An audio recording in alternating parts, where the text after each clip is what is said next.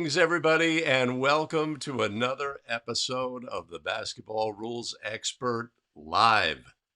Crazy scenario this morning, internet troubles, all the things that could have happened this morning happened.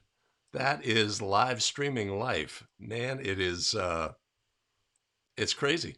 It really is. So this is going to take some getting used to. Greetings, everybody. My name is Greg Austin with abetterofficial.com. We are working into a live streaming schedule coming to you every Wednesday, every Friday with Basketball Rules Expert Live. So let's take a look at what we've got. Our upcoming schedule. 5 Play Fridays live, going live this Friday. Super excited about that. Let's look at plays. And in addition, every Wednesday, Basketball Rules Expert is live. 7 a.m. This morning at 7 a.m., my upload speed on the internets was virtually zero. That's a challenge. Kyle Franklin in the house. Much appreciated and much love. That is awesome. Thank you so much. All right. So we're going to get started with the show. We're late. We have an internet connection. We're going to go. So thanks for joining us. Give me 1 second here. Let's first just take a quick moment and review last week's live stream.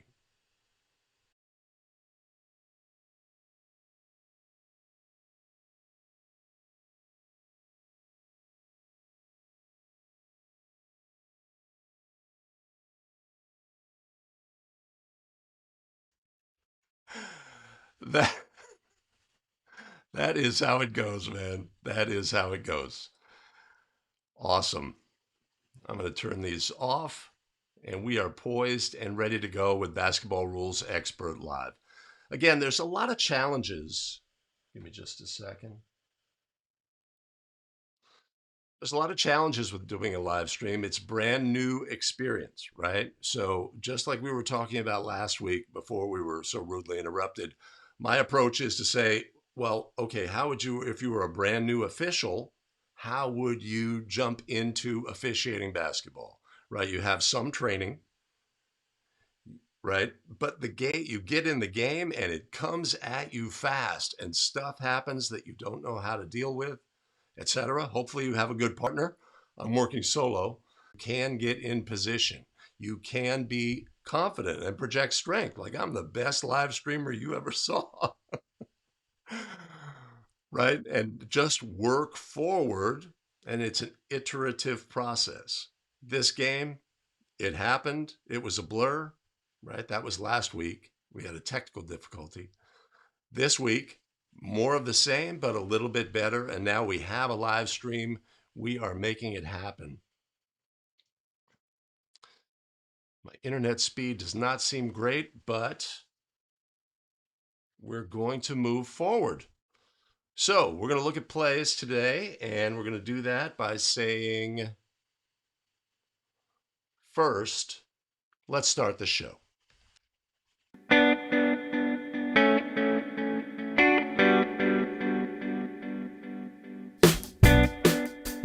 Greetings, everybody. We are back in the studio for another episode of the Basketball Rules Expert, the YouTube show where we take National Federation of High School rules, we lift them off the printed page, we breathe life into them, simplify, clarify, amplify, so that you can take them with you onto the basketball court.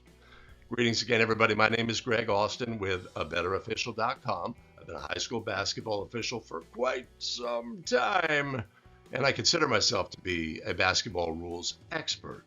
This show is all about helping you on your journey to becoming a basketball rules expert as well.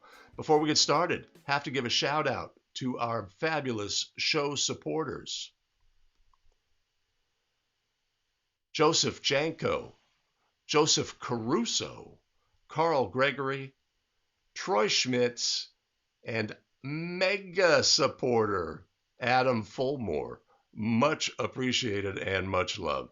If you want to support the show, you can always buy us a coffee. There's a link in the show notes. All right, today we're going to have a little potpourri, a little mixed bag of action. Let's get started with our very first play scenario.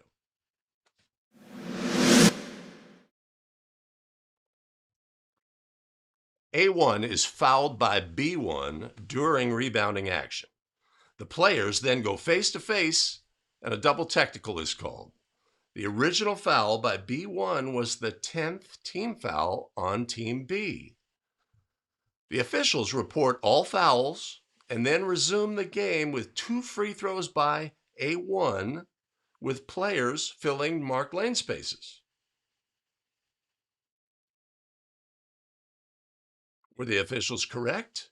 Yes or no, right? Pretty simple scenario. We have a foul during rebounding action. Team is in the bonus. They have 10 team fouls, so we're going to shoot 2 for the foul. But after the play, during the dead ball period, 2 players engage and are assessed technical fouls, double technical. What is the correct procedure?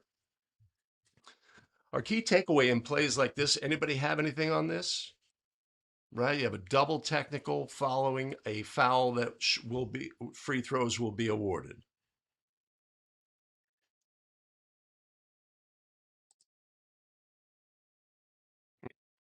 Interesting. So the key here is double technical, double foul, right? Always goes to point of interruption. There are no free throws shot.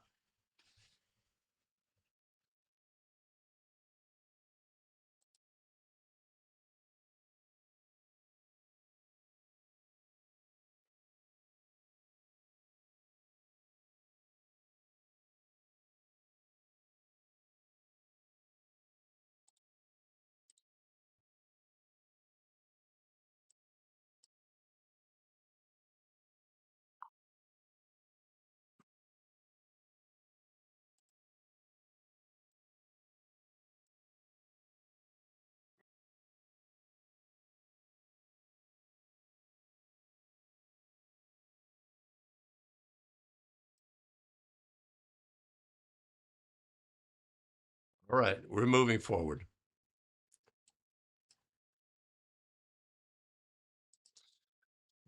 There are no free throws to be attempted anytime there is a double foul or a double technical, right? We're going to go to the point of interruption.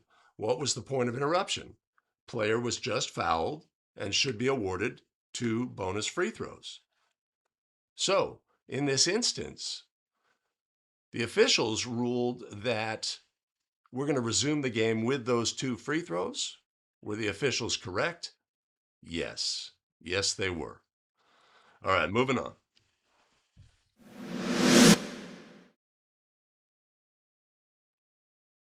A1 is attempting the first free throw of a 1-and-1. After the release of the free throw, B1 crosses the free throw line prior to the ball contacting the ring and displaces A1. The free throw is unsuccessful. The officials rule both a violation and a foul on B1. The lane is cleared and replacement free throws are awarded to A1. The lane is then filled and A1 is awarded bonus free throws for the displacement foul. Okay, so these kind of plays can be challenging. First of all, is when were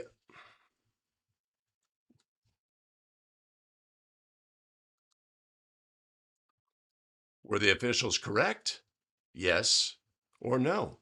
All right, these plays can be challenging. First off, we're officiating free throws.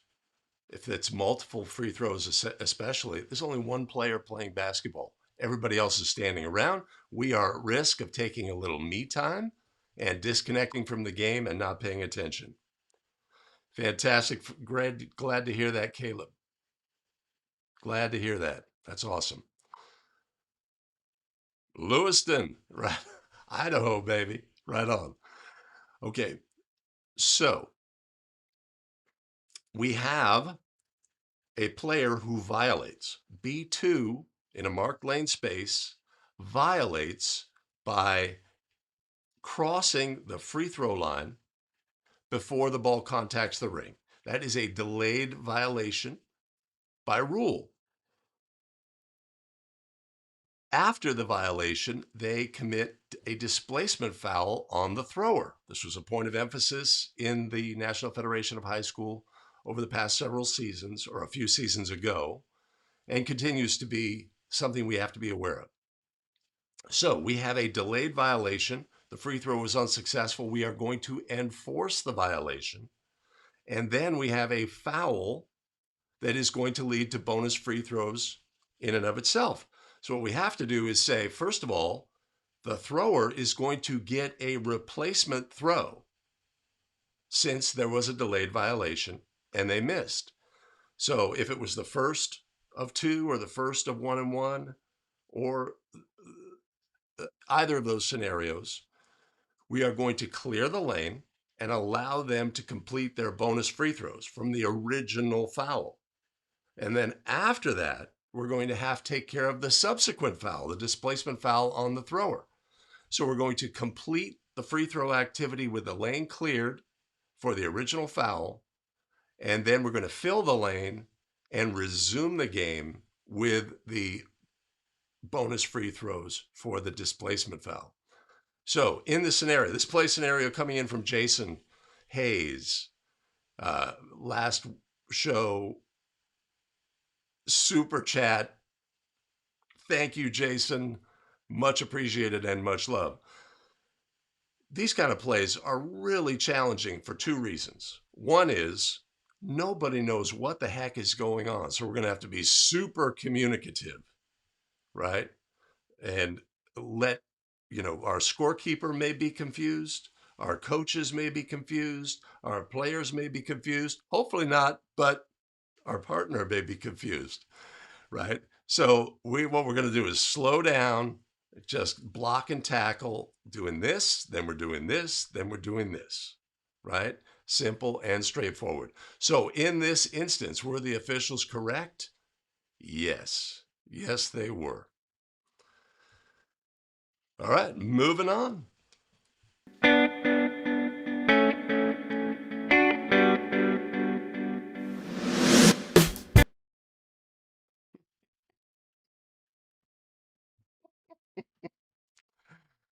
Oh, we screwed that one up. All right. We're going back.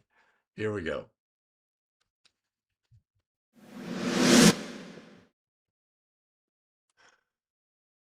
With 8 minutes to go prior to the game, Team B changes a team member's number in the book. 5 minutes later, with 3 minutes remaining, Team A does the same. The officials rule an administrative foul on both teams, and they will be penalized in the order of occurrence. 2 free throws by Team A, followed by 2 free throws for Team B. Were the officials correct? Yes or no? I'm going to do that. So, prior to the game, we have an administrative situation occurring for both Team A and Team B, and they happen at different times during the time leading up to the game. We know that in National Federation of High School Basketball rules, we penalize things in the order of occurrence, and these occurred at separate times. In this instance, it's a unique scenario. NFHS says, look, right, because it occurred during that pregame period, we're going to treat it as being simultaneous or at the same time. So in this one instance, those are to be treated as a double technical foul. And as we learned in our first play today, a double technical or double foul goes to the point of interruption, right? The point of interruption in this instance is, how would we start the game normally? We're going to start the game with a jump ball. And that's what we should have done in this scenario. So, were the officials correct? No. No, they were not.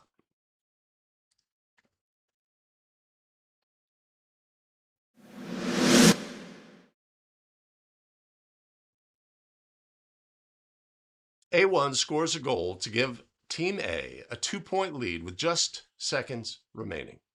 A11, A12, A13, and A14, believing the game to be over, run onto the court to congratulate A1, despite there being 3 seconds remaining. The officials assess bench technical fouls on all 4 team members and 4 indirect technicals to the head coach. Were the officials correct? Yes or no? Okay, so you can imagine this scenario, early celebration by the bench, multiple players, could be 2, could be 3, could be 4, could be 8, run onto the court, delay the game. How do we handle that situation? Is it on the player? Is it on the team? Etc.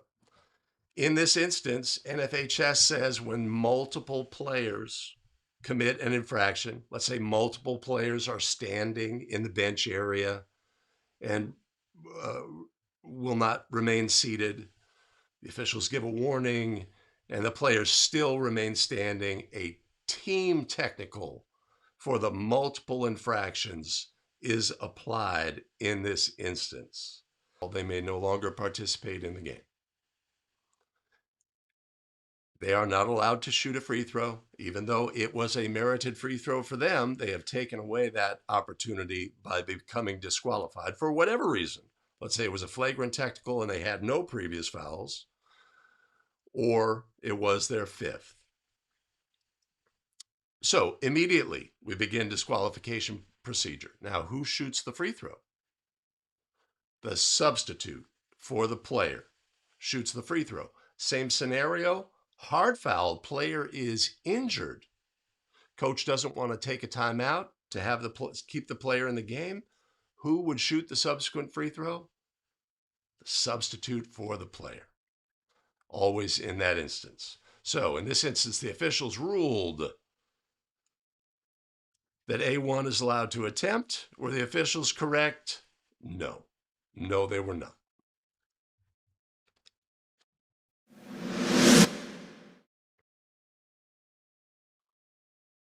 A1 gets the ball in the post, drives to the basket, and is fouled by B1. The ball goes in. A1 then taunts B1 and is assessed a technical foul.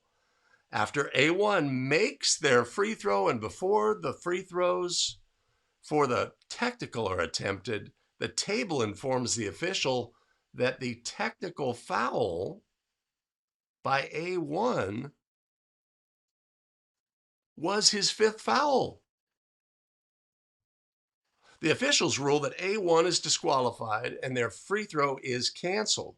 They inform the coach and have A1 substitute reattempt the free throw. Then the free throws for the technical are attempted and the game resumes with a division line throw-in. Crazy scenario, were the officials correct? Yes or no?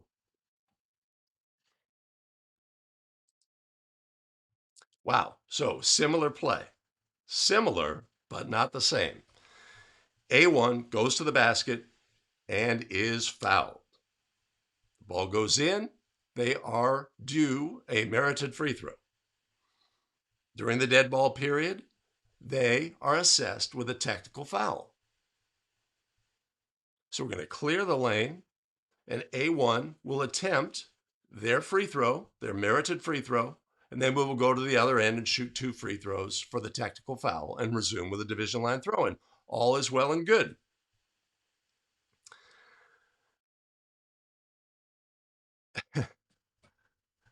Y4 Steve says yes.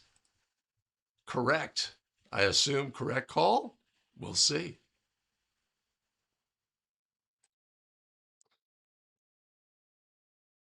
So we had a merited free throw that was attempted by A1. Then at that point, the officials are informed, actually, hey, ref, that was 5 on A1. What do we do? What do we do? Right? This can be a challenging situation. If we know some basic fundamental concepts, they can guide us through sticky situations. In the case of a disqualified player, when does the player become disqualified? We know that. Coach, the A1 has 5 fouls. At that moment of information being passed, relayed to the head coach, that is the moment that the player becomes disqualified by rule. Up until that point, they are not.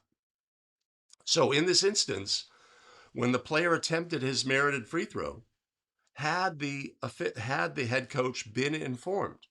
No. So the player had not been disqualified. Let's say let's say player A1 shoots, makes their free throw. We shoot the technical foul free throws. The game goes on. Game goes on for about 5 minutes, right? A1 gets another foul, and the bench says, "Ref, come here." Actually, that's the 6th foul on A1. They actually had that technical foul you gave. I made a mistake and I didn't let you know, but that was actually their 5th foul. In the couple of minutes, maybe A1 has scored, 4 points, right? Has done things. The game has proceeded with A1 in the game. Then what do we do, right? Here's your fundamental takeaway. Until the coach has been notified, until that event, that player has not been disqualified, even though they should have been. Any points scored or anything that they were involved in is part of the game. It's just part of the game, right? We're not going to take points off the board, etc. Related to that player. They should have been disqualified, but they had not yet become disqualified by rule. So if we look at our play scenario here, the officials take the point that A1 scored off the board, and that is incorrect. Until the player is disqualified, we are going to count all of their activity. When we discover, actually, coach A1 is disqualified, they have 5 fouls, I need a substitute. The substitute comes in the game. The point that A1 just scored will stand. It's part of the game. We're not going to take that back. So, what are our fundamental concepts? Understanding when a player is disqualified. Coach, that player has 5, right? So even in scenarios where the coach knows, Johnny, A1, that's his 5th. Let's get a subs. We know what's going to happen next. Even in that instance, it's always great to cross our T's and dot our I's and say, coach, that player has been disqualified with 5 fouls, even if the coach already knows, because that's the magic moment when they officially become disqualified, right? The other fundamental concept is if a player should have been disqualified but was not, all of the activity will stand. If they score points in the game, points stand, right? So that's the situation.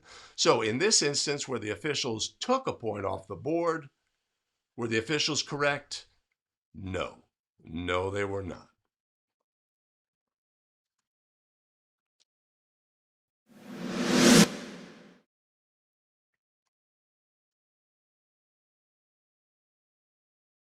A1 gets the ball in the post, drives to the basket, and is fouled by B1. The ball goes in. A1 then taunts B1. Did I?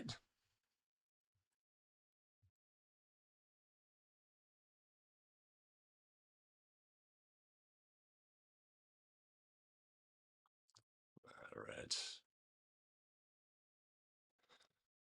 Team A has the ball in the front court. A2 and A3 set a screen near the end line. A run, A1 runs out of bounds around the screening players and receives a pass on the other side. The officials rule a player technical foul on A1. Were the officials correct? Yes or no? This play sounds very familiar.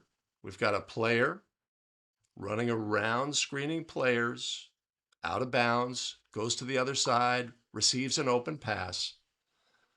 Hey, Wesley, good to hear from you. Fantastic. This sounds really familiar. Well, player technical, this sounds right. Let's think about the throw in scenario. Player is a thrower on the end line. They release a throw in pass to a teammate.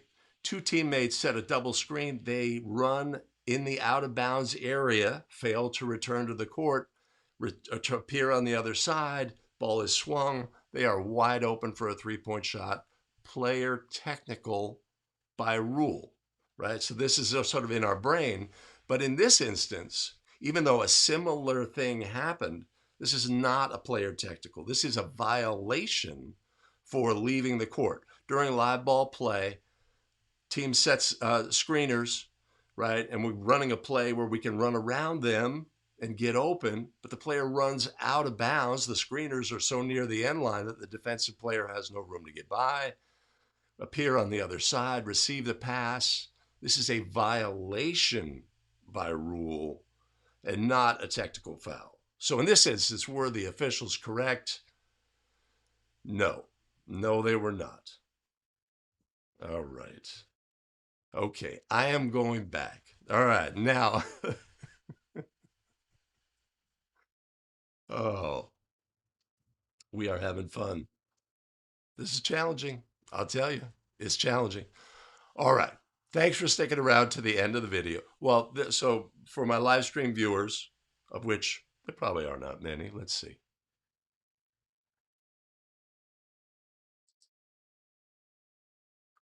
Oh, interesting.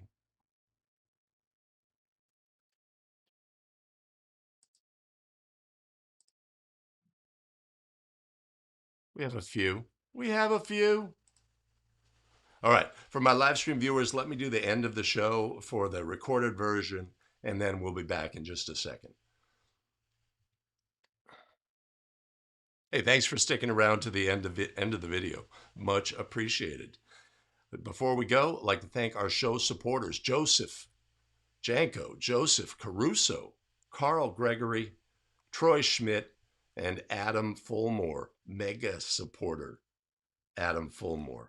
Much appreciated and much love. If you want to support the show, you can always buy us a coffee at abetterofficial.com/coffee. All right, additional video content is available for you. We'll see you in the very next video. Take care. All right. This is fun. This is really challenging for me, but it's really fun. And we're going to, like I say, it's an iterative process. We'll get better, we'll get better, we'll get better. So before we wrap it up, I have to give a shout out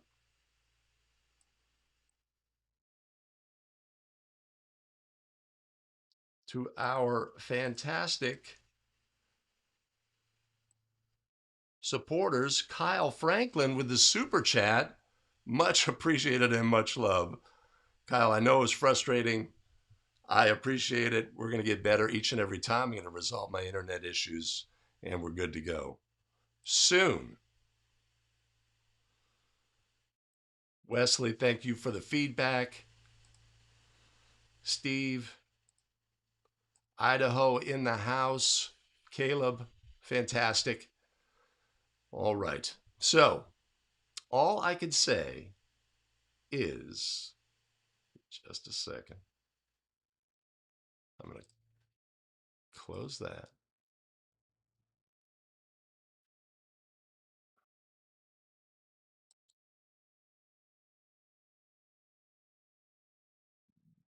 Right. Let's review. Basketball rules expert every Wednesday, 7 a.m.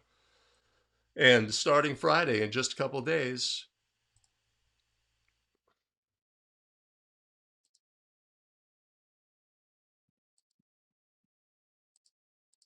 I got it. I got it.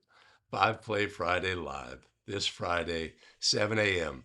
Boy, it's going to go so much smoother. I'm so optimistic for the future. You could say, Greg, you shouldn't be optimistic. All right. So, with that, I am going to wrap things up. I really appreciate people fighting through all the technological issues. We'll get this better. We'll get a community going here at the Basketball Rules Expert Live. I'm going to say adieu. Peace out. Take care.